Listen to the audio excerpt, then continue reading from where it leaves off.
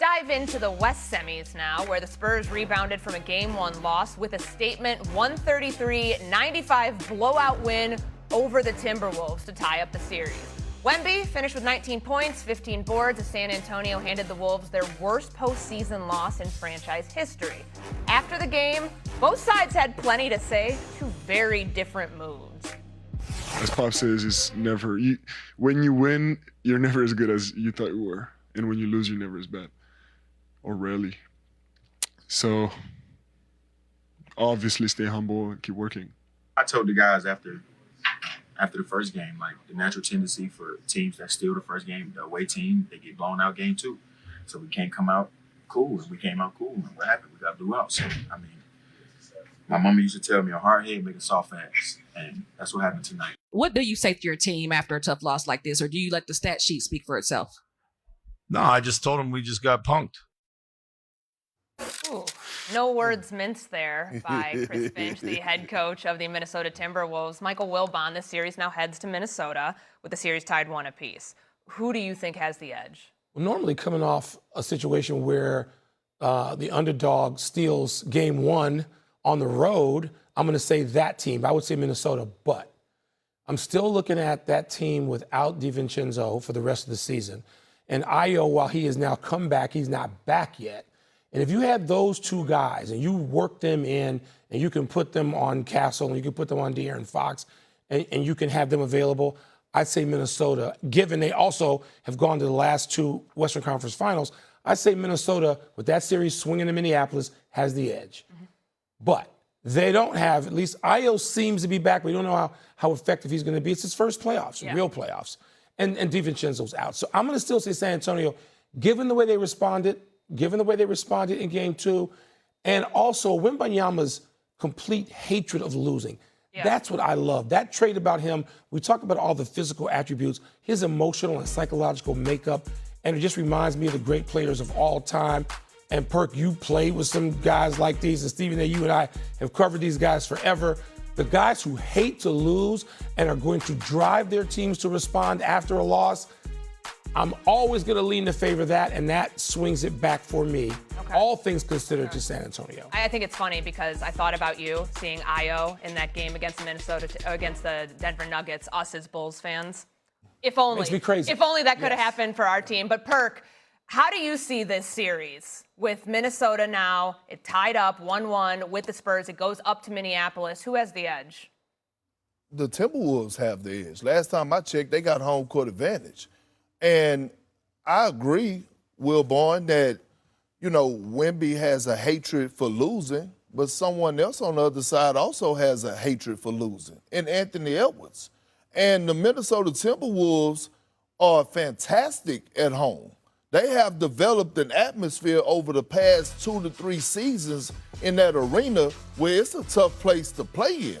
They're undefeated at the crib this year, by the way. And we all know, because Wilborn, I've been watching you since this morning. I watched Greeny and Wendy and Monica and Allen. No one brought up home court advantage. No one brought up what it feels like in role players playing better at home. I said this a few days ago. San Antonio was in a must-win situation. They was going to come out with a certain level of desperation and tenacity and come out with an edge and come out with, like Fish said, they punked them. But at the end of the day, you heading to Minnesota. Did you hear Anthony Edwards' post-game interview outside of what we played? He said he expect the crowd to be rowdy and loud. They going to be drunk. It's going to be rocking. This was his comments. So what he's saying is, we're coming home. The series is tied 1-1. This is a dangerous place to play in. This is not the Portland Trail Blazers, and no disrespect to them. This is Anthony Edwards and the Minnesota Timberwolves. Jay McDaniel has proven he plays better at home offensively. We saw him in the closeout game, 30-plus points. Rudy is going to play better. He wasn't all the way there. Julius Randle, he's the emotional guy. He feeds off the energy of the crowd. I'm not saying this may not go 6 or 7 games. I'm not saying that. But if I'm Minnesota, I got on that plane last night real comfortable and cool. Well, I'm not going to go that far. I am. When you get your ass kicked the way that they did, you don't get on the plane comfortable. You get on the plane with an attitude. You know what? We got something. I mean, they came back and smacked us. And our coach and our star said we got punked. And we got to do something about that. You're not feeling comfortable after an ass whipping. You're feeling urgency. Because what you don't want to happen is for San Antonio to get game 3.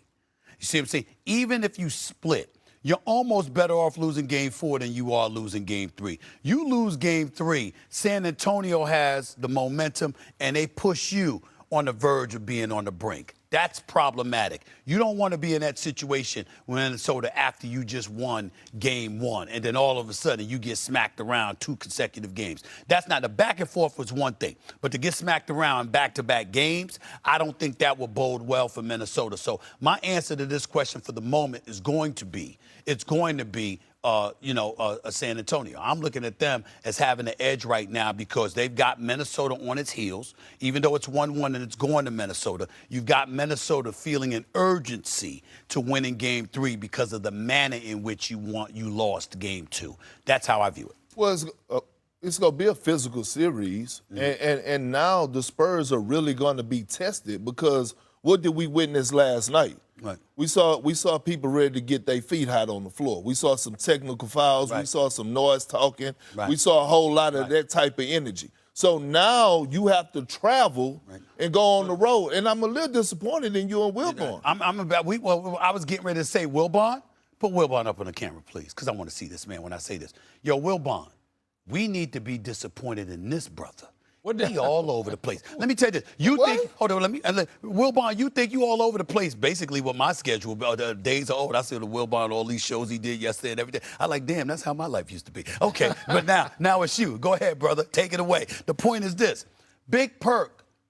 San Antonio Spurs are going to win the chip. Oh, then he goes from that to, if they lose game 2, they going to get swept. Then he goes from that to saying, look, right now, Minnesota has got the edge. Perk is all over the damn place, but he talking about us, and you disappointed in us. We disappointed in you, young big bro. We disappointed in you. Let me defend Perk to this extent, Stephen A., because I heard what he said. And Perk, you did say if San Antonio loses game 2. You did say that. I'm just trying to be accurate. And so, listen, if they lost game 2 last night, they would be in every bit as big of trouble as Perk suggested. I just think that the injuries, Perk, I'm only going with San Antonio has the edge because of those injuries. Because, again, if you put DiVincenzo healthy out there and you put Ayo out there and you got Ant, and he can turn into a free safety defensively if he wants to, and you got those 2 guys and the fouls and the coverage, but you don't have them. And I know that Finch is so terrific at using his bench and deploying those players in various ways strategically. I just think they get handicapped, even going home, unless Ayo can come back and be the person that Courtney referred to earlier, be the person that he was in that first series where he drops 40. He didn't even need to drop 40. But if Ayo DeSumbo can be the player he was all year when he should have been considered by more folks for a 6th Man of the Year level play, then Minnesota can have that edge, but not if he's not. But let me say this. It's 2 things. Number one, we expect Terrence Shannon to play better at home. A young guy feeding off the energy, right? No, I'm saying. Yeah. You expect him to play better. You expect a guy like Bones Holland to, I like Terrence. Yeah, you expect a guy like Bones Holland to come in and have a better impact at the crib. Role players play better at home. Now, let's take it behind the scenes. When you talk about injuries and you talk about getting treatment, it's a lot different when you're getting treatment on the road. It's a big difference when you're getting treatment on the road and you're getting treatment at home. See, on the road, you don't have the accessibility to certain things, meaning you have to share, you have to go and wait in a time slot, hotel rooms. Yes. You don't have your technology like you do at the crib. I know that experience. No, but I'm being serious. It's a reason. Yeah. But when you go back home, it's different. Now you're in your practice facility. Now you got access to certain things. Now it's more medical staff that's there. You got access to more. Right, that helps you benefit and prepare a little bit different from when you approach the game. All I'm saying is I'm not taking anything away from the San Antonio Spurs. Wemby showed us yesterday that he got a switch, that when I want to be a big man, I could dominate. I'm not saying that. But what I'm saying is they was in a must-win situation and they got it done at home. If you're Minnesota, you got to feel good having this series, home court advantage, heading back to the crib. I got you. I by the way, I wasn't joking. I'm very serious. I can relate. I miss home. I wasn't joking. You don't miss home. I do. This man is global. Kurt, give him an elbow for me because you sitting close enough to do that with your wingspan. Call Stephen A. later. We're going to have it out over that. Yeah, a hard head makes for a soft ass. That's Anthony Edwards actually channeling some Kirk there. All right, Knicks fans feeling pretty good after a Game 2 win, but one NBA star is getting tired of the backers of the orange and blue. Ooh, Stephen A. gonna have some thoughts on this one. More First Take coming up.